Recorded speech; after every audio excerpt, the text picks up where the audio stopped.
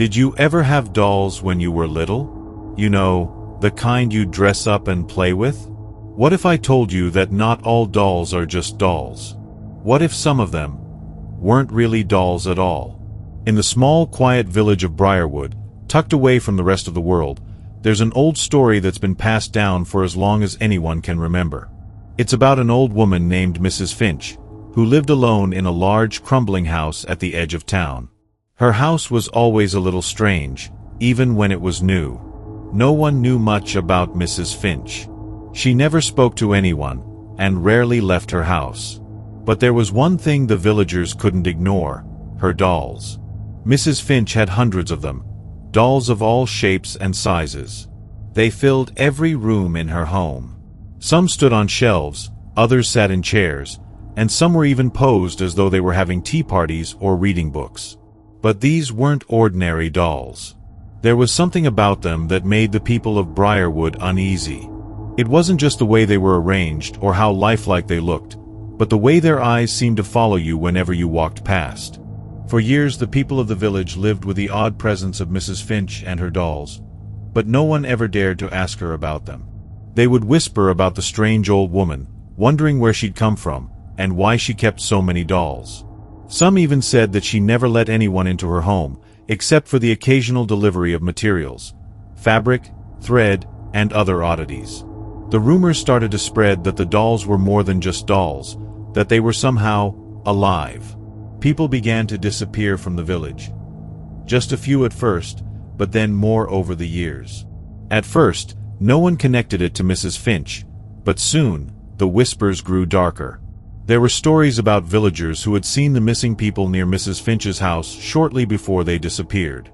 But when anyone tried to ask her about it, she would always respond with silence.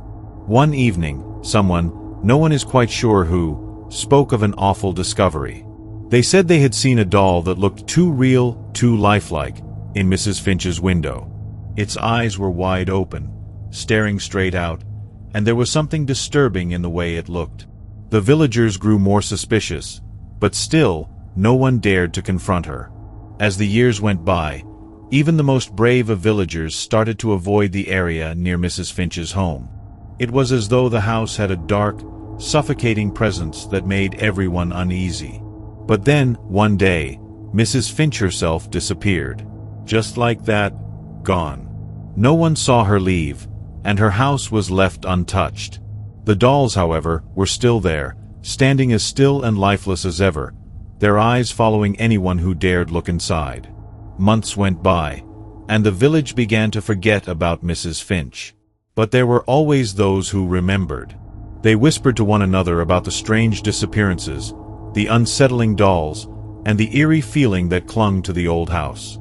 Over time, the stories of Mrs. Finch and her dolls became less about the woman herself and more about the strange legend that surrounded her. People began to say that she had a secret, one too terrible to imagine.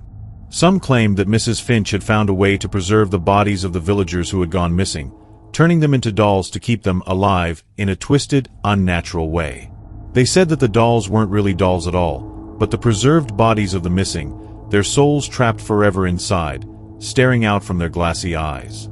As the years passed, no one ever dared to go near her house. Some even say that if you stand near the window on a dark, quiet night, you can still see the dolls staring back at you, their eyes wide open as if they're waiting for something, or someone. And there are others who say that if you listen closely enough, you might hear whispers coming from inside. Soft, almost inaudible voices calling out from the dolls. Some say it's the spirits of the villagers who disappeared, still trapped in the house, unable to escape their fate. Whether any of this is true or not, no one knows for sure. Some say Mrs. Finch was just an eccentric old woman with an unusual hobby. But the strange disappearances, the way the dolls seemed too real, the village of Briarwood will never forget. To this day, the house stands empty, creaky, old, and abandoned. But it's said that on moonless nights, if you pass by, you might catch a glimpse through the dusty windows. You might see the eyes of the dolls, still watching, still waiting. And if you listen carefully, you might just hear them whispering.